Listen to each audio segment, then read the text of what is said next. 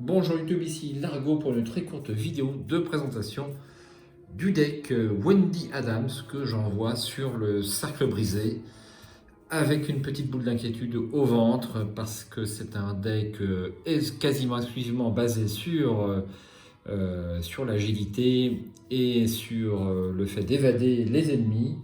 Est-ce que ça va marcher? Est-ce que ça va pas marcher? Je suis un petit peu inquiet sur le premier scénario. Ça a été raisonnable, mais j'ai pas tiré beaucoup d'ennemis, il faut bien le dire. Et donc les sorcières étaient un petit peu massées en fin de deck rencontre, donc ça s'est à peu près bien passé, voire même très bien passé. Mais est-ce que sur la suite ça va continuer? Je ne sais pas. Donc Wendy Adams, c'est la première fois que je la joue. La gamine. Donc 4 en volonté, 3 en intelligence, 1 en lutte, 4 en agilité. C'est une vagabond. Réaction, quand vous révélez un pion KO, choisissez et défaussez une carte de votre main. Annulez l'effet de ce pion et remettez-le dans la réserve du KO. Révélez un nouveau pion KO, limite d'une fois par test et capacité. Elder Signe, plus 0. Si l'amulette de Wendy est en jeu, le test est automatiquement réussi à la place. Elle a 7 en points de santé mentale et 7 en points de vie. Donc c'est l'une des capacités les plus puissantes du jeu, mais on va dire que sa faiblesse, c'est aussi l'une des pires du jeu, parce que seul et abandonné, subissait 2 aura directs, c'est déjà beaucoup. Et ensuite, on retire de la partie toutes les cartes dans la pile de défausse. Donc sachant que l'amulette de Wendy va permettre de jouer la carte événement la plus proche du sommet de la pile de défausse, comme si elle était dans votre main. C'est une amulette très puissante qui occupe l'emplacement d'accessoires. Mais si on n'a pas de carte dans la défausse, forcément, c'est plus compliqué. Par ailleurs, sa capacité Elder Signe ne réagit quasiment qu'avec l'amulette de Wendy, le plus 0 étant très symbolique.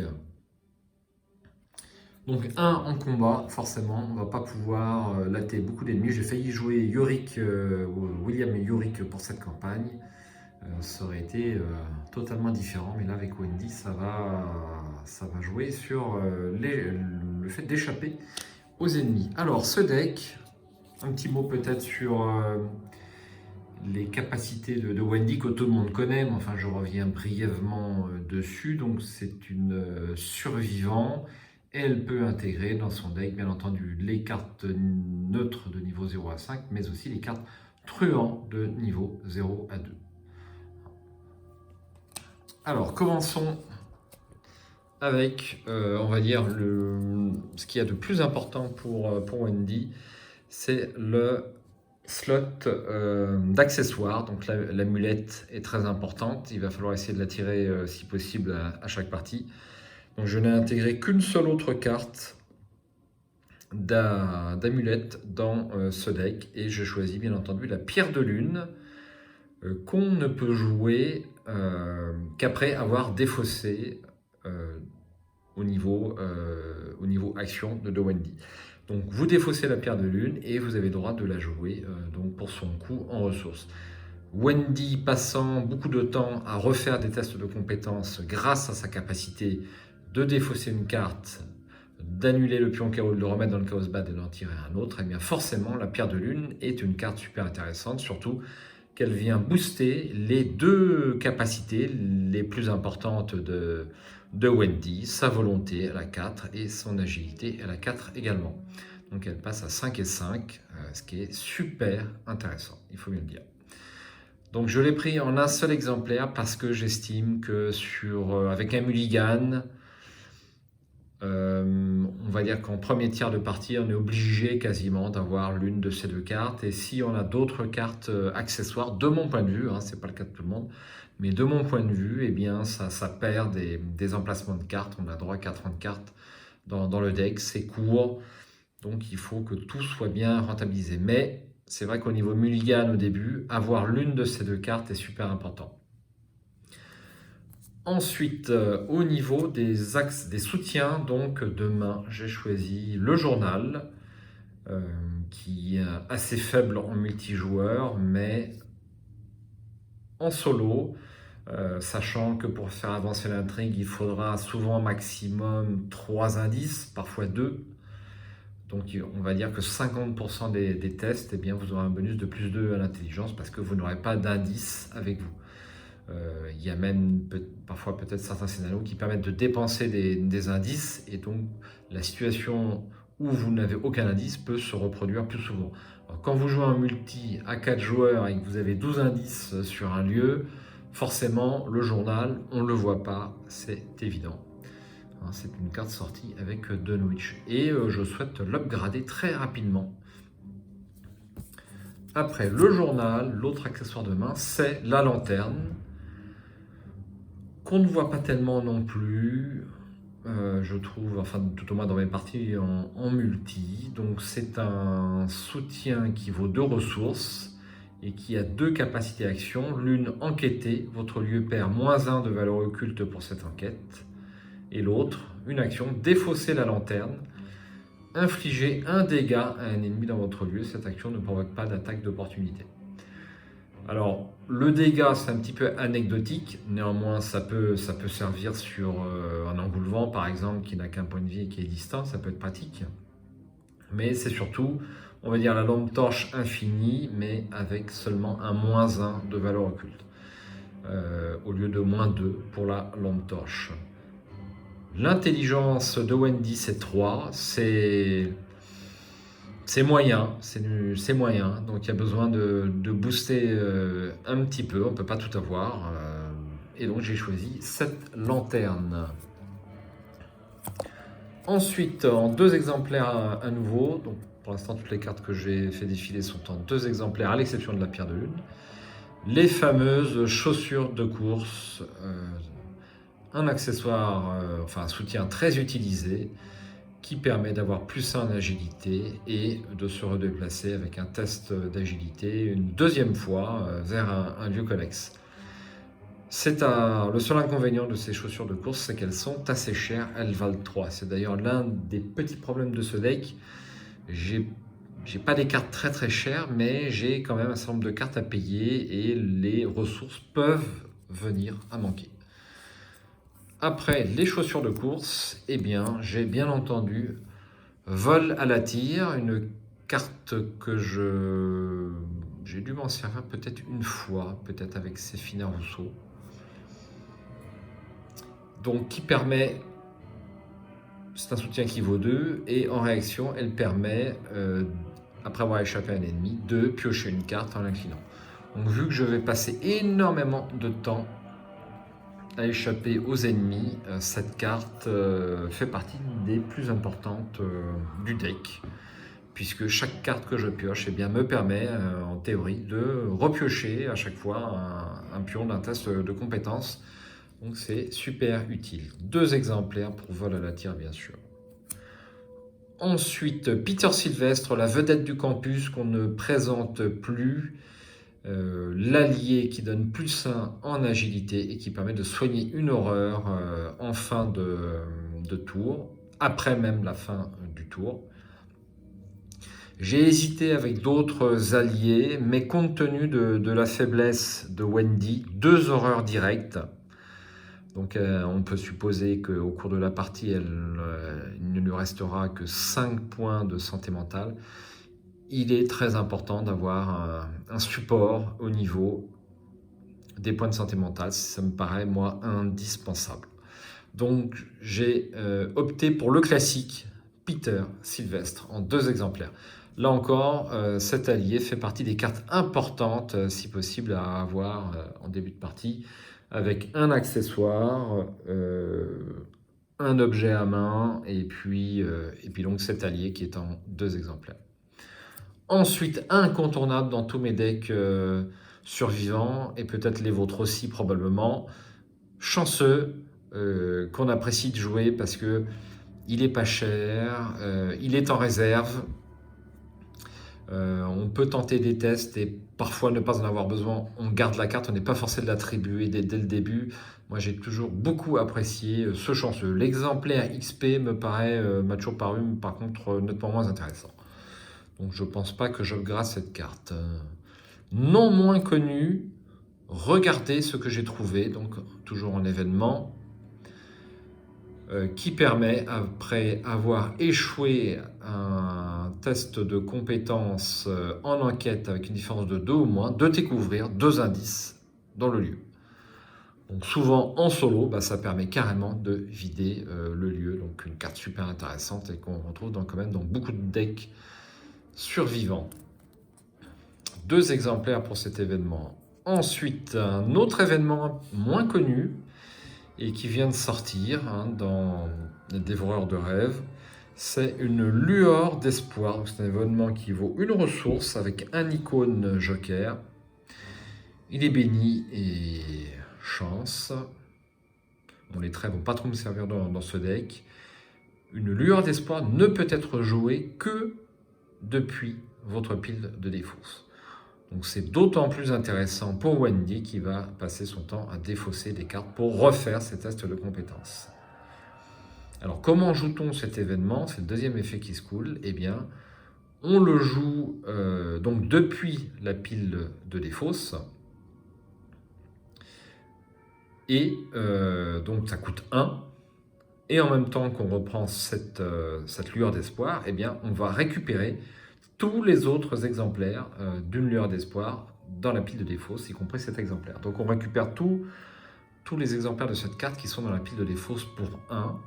Et on peut les réattribuer pour Wendy, ou on les réattribue à un test avec un bonus de plus 1, ou alors on la défausse carrément pour pouvoir refaire le test de compétences. C'est fantastique pour Wendy, à croire que cette carte a été faite pour Wendy. Peut-être aussi un petit peu pour Patrice Attaway, qui bien sûr défausse beaucoup de cartes. C'est l'autre survivant qui défausse des cartes. Alors je l'ai, c'est une myriade, donc elle est en 3 exemplaires. Ensuite, événements. Donc j'ai pas mal d'événements dans ce deck, forcément, parce que l'amulette de Wendy va permettre de jouer les événements le plus proche du haut du deck, comme s'il était dans votre main. Donc c'est super intéressant d'avoir pas mal d'événements, et notamment des événements peut-être avec une double compétence. Encore que ça ne soit pas obligatoire, avoir une compétence, 2 compétences différentes permet de multiplier forcément le nombre de cas où vous allez pouvoir le jouer. Bon, c'est un choix. Moi, j'ai beaucoup de cartes avec 2 compétences. Alors, il faut, comme pour Yaotel, l'allié Yaotel, bien maîtriser les cartes que vous défaussez et dans quel ordre vous les défaussez. Donc, coup de bol, c'est un événement avec 2 icônes d'agilité, donc on ne la voit pas tellement sur les tables. C'est rapide, à jouer après avoir échoué un test de compétence avec une différence de 2 ou moins pendant que vous tentiez d'échapper à un ennemi non élite. Placez cet ennemi au-dessus du deck rencontre. Donc même lorsqu'on échoue au fait d'évader un ennemi, on peut quand même réussir avec cette carte. Donc je l'ai trouvé dans le cadre de ce deck assez intéressant. Son problème, c'est son coût de ressources. Donc elle est en 2 exemplaires. Ensuite, j'ai une barrière improvisée. C'est un événement qui vaut 1. On voit Rita Young au premier plan. Cette carte, elle est très tactique et improvisée. Vous avez le droit de jouer la barrière improvisée depuis la pile de défausse. Si vous le faites, mélangez-la dans votre deck après avoir résolu ses effets. Donc là encore, c'est une carte qui peut se jouer depuis la pile de défausse et donc qui intéresse doublement la jeune Wendy. Donc action, échapper à, l'ennemi perd -1 d'évasion pour cette tentative d'évasion. Si vous avez joué la barrière improvisée depuis votre pile de défausse, vous avez le droit d'échapper à un ennemi supplémentaire ayant une valeur d'évasion de X ou moins et situé dans le même lieu. X, c'est le nombre de points de réussite. Donc on remarque sur cette barrière improvisée qu'elle permet, si on la joue depuis la pile de défausse, d'échapper également à un ennemi élite. C'est-à-dire on choisit la petite goule qui n'a que 2 en évasion pour échapper, elle perd 1 dans sa capacité d'agilité. Et si on réussit de x un certain nombre de points, et bien si ce nombre de points est suffisant pour égaler l'agilité de l'ennemi élite, on va également l'échapper. Donc il faut forcément faire un méga test, c'est clair. Néanmoins, il n'y a pas le frein du côté élite, et ça c'est quand même super intéressant, de mon point de vue. À voir si ça marche en partie. Vous savez qu'on est souvent surpris par la situation que l'on rencontre en partie. Néanmoins, j'étais très content d'intégrer cette carte barrière improvisée qu'on ne voit pas non plus très souvent. Ensuite, j'ai Persévérance. C'est encore un événement qui vaut 2, qui a les traits esprit et c'est rapide. À jouer quand des dégâts et horreurs qui devraient vous vaincre vous sont assignés. Annulez jusqu'à 4 de ces dégâts et ou horreurs. Des mains calleuses et un cœur déterminé, voilà tout ce dont elle avait besoin. Donc, je ne sais pas qui est accroché. Est-ce que c'est Rita? C'est possible, on ne sait pas. Donc là encore, c'est ma seule solution de soin, je dis soin entre guillemets, c'est-à-dire c'est l'ultime recours. Ce sont mes 2 seules cartes qui me permettent, on va dire, de sauvegarder des dégâts en horreur ou en point de vie. Je l'ai en 2 exemplaires. Bon, ça ne me paraît pas abusé, de 2 cartes sur 30 qui permettent en plus de Peter Sylvestre.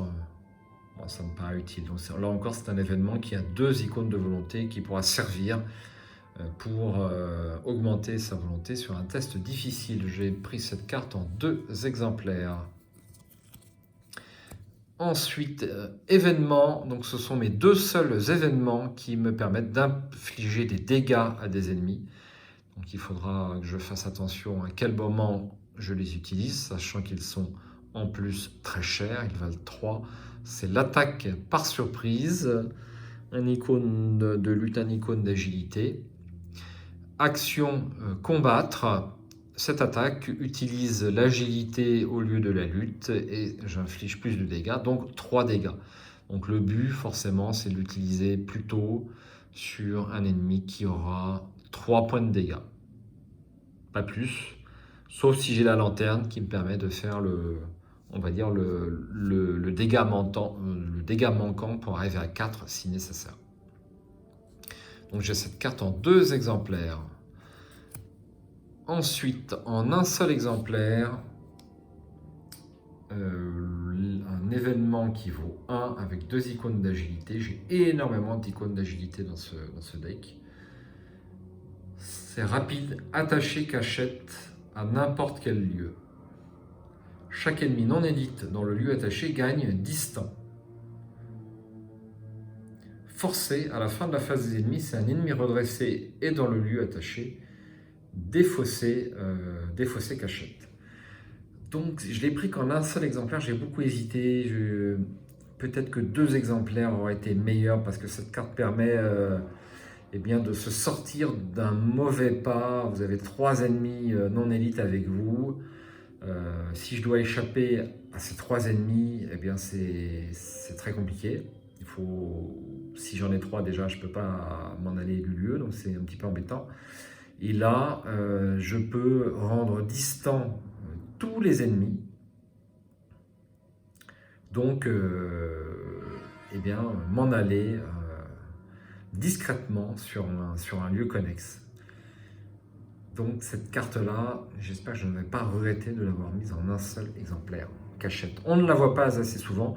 Il faut dire que mes 2 comparses ne jouent pas beaucoup l'agilité. On a vu Jérôme récemment jouer Finn Edwards, mais on va dire que ce n'est pas leur fonds de commerce quand même. Hein.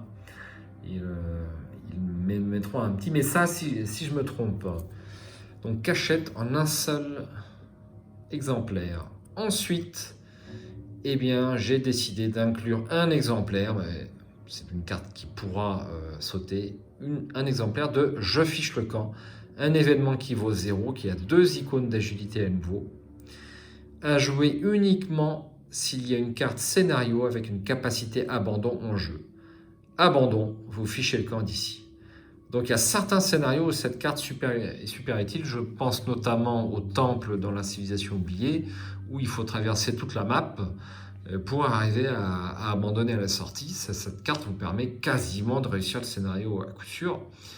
Et je pense, pareil, qu'on ne la voit pas assez dans les decks, sachant que s'il n'y a pas d'abandon, ça va peut-être un scénario sur deux, vous n'aurez pas besoin d'abandonner, on est bien d'accord, mais il y a 2 icônes d'agilité. Donc dans un deck qui utilise l'agilité, moi ça me paraît, de toute façon, elle servira. Enfin, je n'ai que 2 cartes compétences, et oui, dans ce deck, eh bien, ce sont 2 agilités. Une carte qui va être bientôt, qui va bientôt sortir en niveau 2 avec 2 XP qui a été upgradé sur une prochaine extension. C'est laquelle d'ailleurs? Oui, c'est l'un des packs, c'est le pack truand Winifred Abamok où on va trouver dextérité avec 2 points d'XP. Donc là, je l'ai en version de base pour l'instant et puis bah, ça va me permettre de tirer une carte. J'espère que je ne vais pas manquer de compétences, mais je n'ai que 30 cartes, c'est très très court. Très très court. On veut toujours imputer, on va dire, inclure plus de 30 cartes, mais il faut faire des choix douloureux sur ce jeu. Donc j'espère que ce deck va fonctionner. Je place toute ma confiance dans Wendy pour arriver au bout du cercle brisé. Je suis vraiment ravi de jouer de cette campagne. Je l'ai joué qu'une fois, donc on va dire que je la connais à peine. On va dire je connais les grandes lignes. Donc je suis assez ravi de la jouer avec Wendy. Donc j'espère à bientôt pour cette campagne en solo. Et je vous souhaite à tous et à toutes d'excellents tests d'investigation, en plus de ne pas trop souffrir durant cette période de confinement. À très bientôt.